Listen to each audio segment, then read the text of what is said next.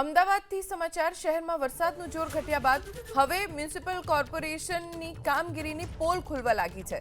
Posh વિસ્તાર ગણાતા સિંધુ ભવન રોડથી થલતેજ તરફ જતા મુખ્ય રસ્તા ઉપર મસ્ત મોટો ભૂવો પડ્યો, જેના કારણે એક તરફનો રસ્તો જ બંધ કરવાની ફરજ પડી। ઘટના બાદ સ્થાનિકોમાં ભારે રોષ છે। સવાલ એ છે કે આટલો મોટો ભૂવો પડ્યો કેવી રીતે?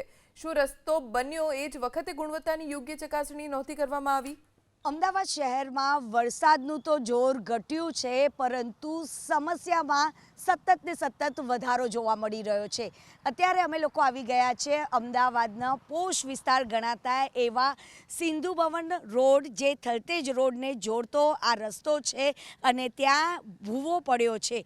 જો કે ધોધમાર વરસાદ હતો એટલે અમદાવાદમાં ભૂવા ન પડે તો જ નવાઈ કહેવાય, પરંતુ પ્રશાસનના પાપે જે વાહન ચાલકો છે તેમને ભારે હાલાકીનો સામનો કરવો પડતો હોય છે, કારણ કે જ્યારે પીક અવર્સ હોય છે ત્યારે સૌથી વધુ ટ્રાફિકની જે સમસ્યા છે તે આ રોડ પર થતી હોય છે।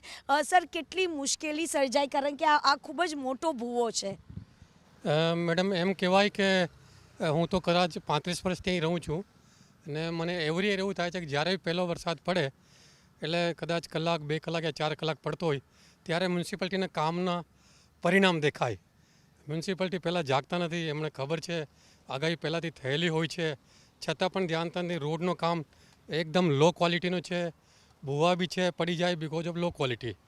પછી ગટર સિસ્ટમ બિલકુલ જ કામ નથી કરતા હોય, ચોકઅપ થઈ ગયા હોય, તો આ બધું એવું દેખાય છે કે મ્યુનિસિપાલિટીવાળાને પહેલાં ખબર હોય એક અમદાવાદ મ્યુનિસિપાલિટીનું બહુ મોટો બજેટ છે, છતાં પણ એ લોકો કામ પ્રોપરલી કરતા નથી। હવે એનો ભ્રષ્ટાચાર દેખાય યા એમની કમજોરી દેખાય, આ દેખાતી નથી। અગર હું વાત કરું સેલાની, તો બધાને ખબર છે કે ત્યાં તો કેવી હાલત છે, છતાં પણ મિનિસ્ટર આવે એટલે એકદમ મસ્ત એને બેડશીટ દેખાઈ જાય તમને, કલરફુલ, અને 2 મહિના પછી તમને એમનું રિઝલ્ટ ખબર પડી જાય। તો આ જો તમે રોડની વાત કરો છો, આ basically Sindhu Bhavan time square એપ્રોચથી સીધો આપણે જાયડસ રોડથી એસજી હાઈવે પકડે છે। સરસ રોડ છે। મને તો સરપ્રાઈઝ થયો છે આજે મેં આ ખાડો જોયો, બાકી મારે રોજ વોકિંગ કરવા મોર્નિંગમાં આવવાનું હોય, બટ એવી સરસ રોડ, પોશ એરિયા હોય, એવામાં આ ભૂવો દેખાય, it was a shameful from the part of the Ahmedabad municipality. Sir, પ્રશાસને બેરિકેડિંગ તો કરી લીધું છે, પરંતુ અહીંયા રોજબરોજ હજારોની સંખ્યામાં વાહન ચાલકો જતા હોય છે।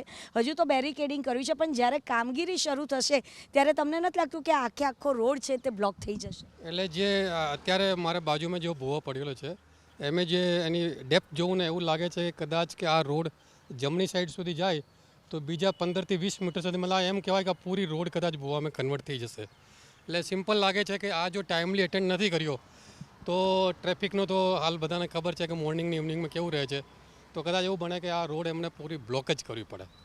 સ્થિતિ બહુ ખરાબ છે। એવી સરસ પોશ એરિયામાં જ્યાં બહુ મોંઘા બંગલાવાળા હોય યા મોંઘા ઓફિસ મળતા હોય, એવામાં આ એવી મતલબ સર્વિસ મ્યુનિસિપાલિટીને દેખાય, શેમફુલ છે, બિલકુલ શેમફુલ છે।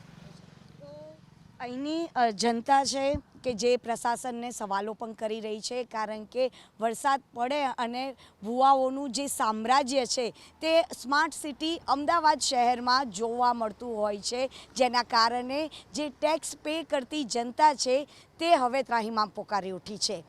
કેમેરામેન મલય દવે સાથે રાજલ બારોટ, એબીપી અસ્મિતા, અમદાવાદ।